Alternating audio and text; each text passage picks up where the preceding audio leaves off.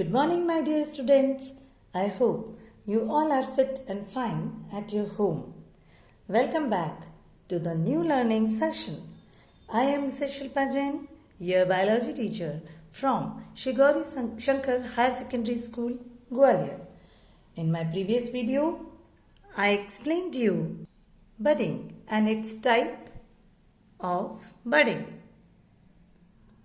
Now, the topic which we are going to learn today is the third type of asexual reproduction is spore formation. That means sporulation.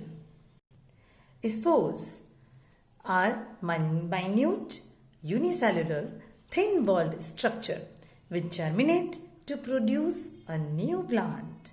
Example, spore formation takes place in algae, protists, monerans and pteridophytes.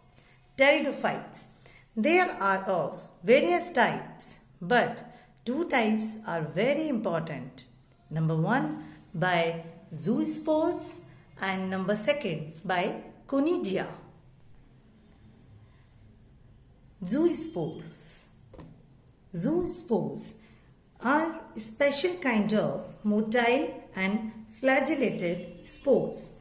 They are produced in zoosporangia. They are usually necked without any cell wall. They are formed in some algae during favorable conditions. In the formation of zoospore, the protoplasm of parental cell divides into the two or more than two parts.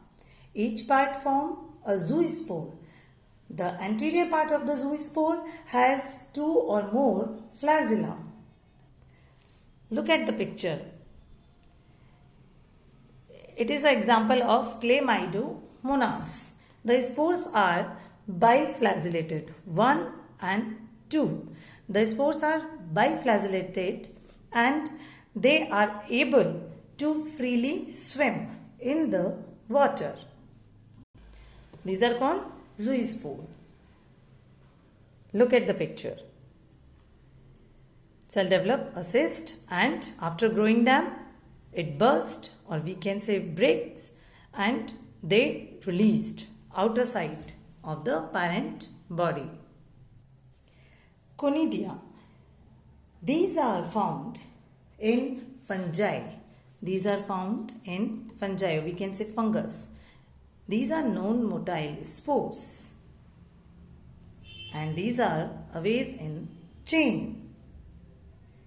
For example, Aspergillus, Albugo, Penicillium, etc.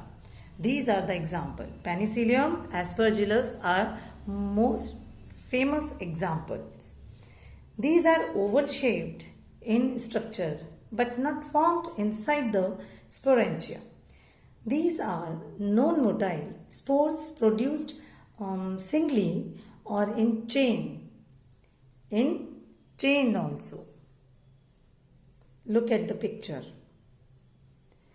By the constriction at the tip or the lateral side of special hyphal branches known as conidiophores. These are produced exogenously. Dispersed by the wind and germinate directly by giving out germ tubes. So here I have drawn for you the Penicillium fungus and Aspergillus also the same. And these are the conidia. Look, this is the basic structure of Penicillium fungus. These upper structures are called conidia. They can detach and disperse via the wind. There are many tiny spherical structures produced from the lower part and here. Okay, and after the dispersal grown into the new one organism. I will tell you some important fact also.